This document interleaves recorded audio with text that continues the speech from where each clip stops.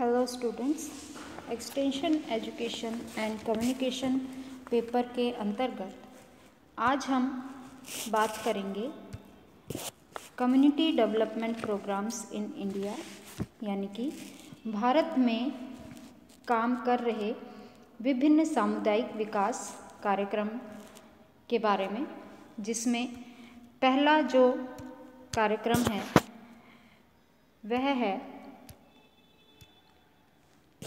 श्री निकेतन project, यानी कि श्री निकेतन योजना। ग्रामोत्थान की दिशा में रविंद्रनाथ टैगोर ने सबसे पहले इस दिशा में काम किया।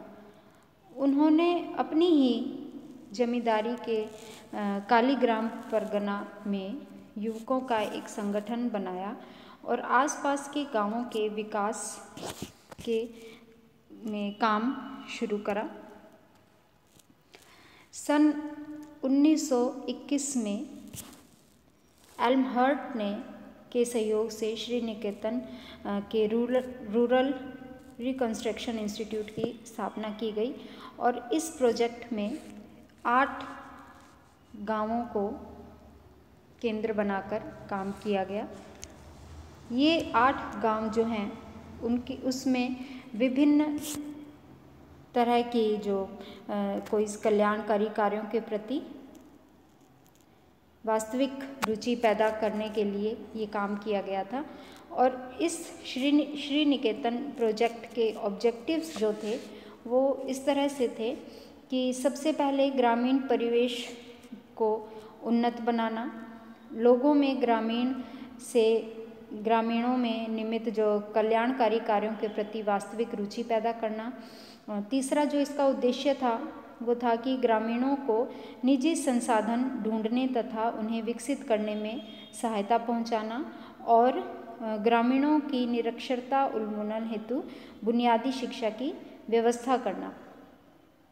इस कार्यक्रम में जो कार्य किए जाते थे, यानी कि इस प्रोग्राम की जो एक्टिविटीज़ थी वो कुछ इस तरह थी कि कार्यक्रम की अधिकांश गतिविधियां कृषि और पशुपालन से संबंधित होती थी और कृषि कार्य सुधारने के निमित्त ग्रामीणों को खेती करना, फसल की देखभाल करना, भंडारण आदि काम सिखाए जाते थे।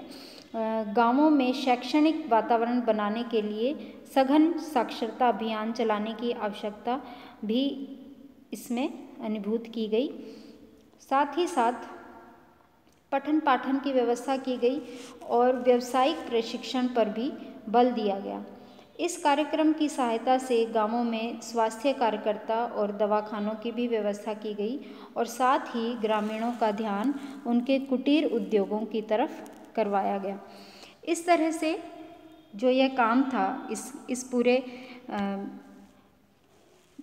श्री निकेतन प्रोजेक्ट में जो मेन टारगेट ग्रुप था वह गांव और गांव की जनता होती थी। वो लोग जिन तक सरकारी योजनाएं बहुत कम पहुंच पाती थी, वहां पर श्री निकेतन योजना ने इस तरह से काम करना शुरू किया। श्री निकेतन योजना की अपनी कुछ लिमिटेशंस थी। लिमिटेशन यानी कि कुछ इसमें कमियां थी। इसमें क्या था, इसके लक्ष्य अत्यंत आदर्शवादी थे जो कि व्यवहारिक धरातल पर सफलतापूर्वक नहीं आ सकते थे। योजना को आर्थिक संकट का सामना करना पड़ा और आर्थिक विपन्नता के फलस्वरूप कार्यकर्ताओं को अवैतनिक सहयोग प्रदान करना पड़ता था, जो कि कार्यक्रम को दीर्घकालीन स्वरूप देने में असमर्थ रहा। श्री निकेतन का नाम जब आता है तो यह एक देखने में सुनने में बहुत ही एक अच्छा प्रोजेक्ट दिखता है, लेकिन सभी लोग बिना पैसों के काम नहीं कर पाते हैं। अपनी सबकी लिमिटेशंस होती हैं, इसीलिए वही चीज़ इस योजना के में भी देखी गई।